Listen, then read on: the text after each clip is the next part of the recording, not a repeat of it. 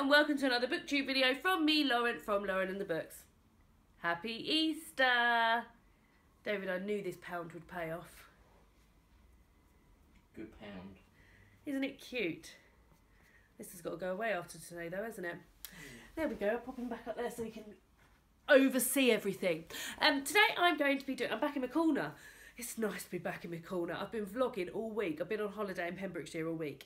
And I've been vlogging. It's exhausting. It's really fun. And I love the fact that I've got these videos now that I can go back and watch time and time again of all my memories from that lovely holiday. It's so much easier to sit down in front of the camera and just talk about books than to film every day. So it's nice to be back here. Nice to be back with you guys.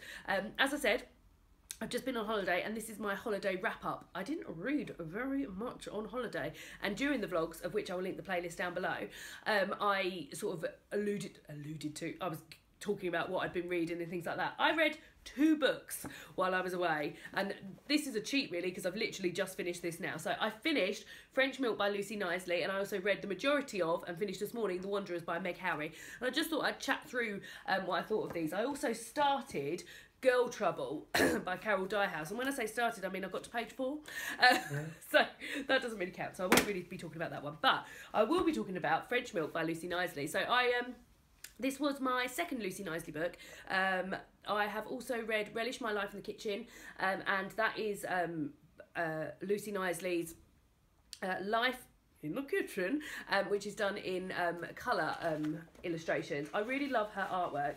It's really simple and enjoyable, and just like easy to read, and I like her handwriting is very easy to read as well. I didn't know how I'd get on with it in black and white. However, I feel like I potentially preferred this.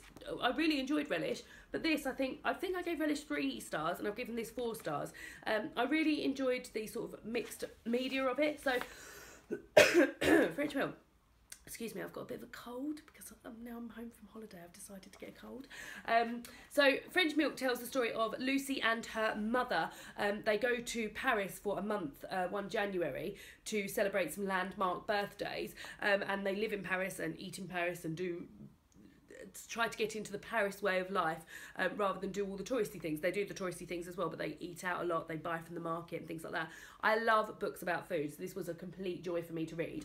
Another added excitement for me was that that Christmas, before they go, Lucy gets given a camera for Christmas, and throughout the book are interspersed photos of things that she's taken in Paris, and some are spoken about, some are just plonked in there, which I found really, really enjoyable and very fun. So as I said, I really, really love books about food anyway, so this was just a lovely joy for me to be reading, and I really feel like I will revisit this. I recently bought my sister Something New, which is Lucy Knisley's book about herself planning her wedding. My sister is currently planning her own wedding. Boop, boop, boop, boop, boop, boop, boop. So yeah, I really enjoyed Lucy Knisley, and I'm looking forward to getting through a lot more of her work, and I will be buying some more of her books to add to my collection. So well done, 4 stars gave that. The next one was The Wanderers by Meg Howry. So I started this like, oh, I'm really enjoying this. This was described to me as sort of like literary fiction, going to like people going to space. So you follow 3 astronauts, Helen, Sergi and Yoshi, who are all going on this training program to Utah to be under training conditions which are the similar conditions to what they will be under when they go to Mars. So you follow these 3 astronauts, and you also follow people in their real life. So for instance, you follow Helen's daughter, you follow Sergi's son, you follow Yoshi's wife, and there's also a chap called Luke who works at the base who you follow as well. So it's very much to do with the astronauts, which I enjoyed, but I potentially more enjoyed the stories of the people who they'd sort of left behind. So Sergi's son, Dimitri, for instance, is coming to terms with the fact that he's gay, and he's having gay relationships, potentially not in the safest way that he could be having gay relationships. He's just sort of like turning up at places and meeting up with people. Madoka, who is Yoshi's wife, she works for, her story I was really interested in. So she works for a Japanese company who make robotic home helps for elderly people, and her side of the story was very enjoyable. And Muriel, who is Helen's daughter, you're finding out about her. She's becoming an actress, and she's got a sort of, is there in a relationship coming between her and Luke, who works at who works at the space station. And yeah, so although you followed the 3 in space, those bits I feel got a little bit, I was a bit sort of like, oh, okay, let's wait for it. And I was more interested because obviously they're in space. There's not much for them to do there. Once they've sort of explained all their feelings and things like that about what they're feeling in space, there's much more going on back at home, which I think is probably quite a normal thing, because you're in space and that is fucking amazing, but all your days are the same every day, and you've got these people who are back at home living their normal lives as opposed to people who aren't living normal lives on their way to Mars, whose lives for me were much more interesting. So yeah, I enjoyed it. Towards the end I was a bit like, oh, I wish this was over now, but I gave it 3 stars because there were parts in it that I really enjoyed. I read somewhere it's like literary fiction, beautiful writing. I didn't feel like the writing was particularly beautiful, and I did feel like it was an easy read. But yeah, it wasn't a bad read, and I enjoyed it. I learned quite a lot about space travel and like training programs for astronauts and things like that.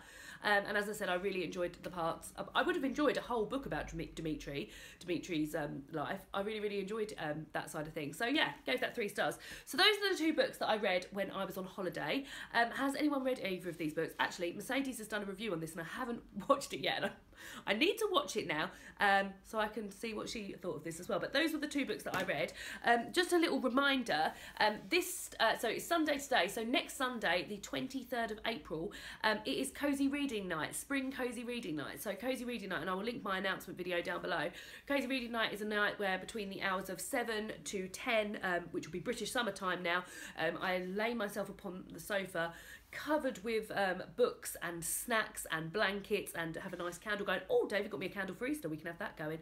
Rose tea, that candle is. And just read for 3 hours, and very active on Twitter and Instagram, posting photos, chatting to people, and it's just a nice sort of like evening where you just have a nice reading session. David, you're going to be joining in, aren't you? David didn't join in with the last one, but he's going to be joining in this time. So just a reminder that that is happening a week today. If you are planning on joining in, then do let me know. And as I said, I will link my announcement video down below if you haven't seen that yet and you would like to join in. And that's it from me. That's it. It's really nice to be sitting back here. I'm going out now. It's Easter Sunday. I'm going around my mum's for a barbecue. And yeah, that's it. So have a lovely Easter, guys. And I will see you all again on Wednesday for another BookTube video. Good.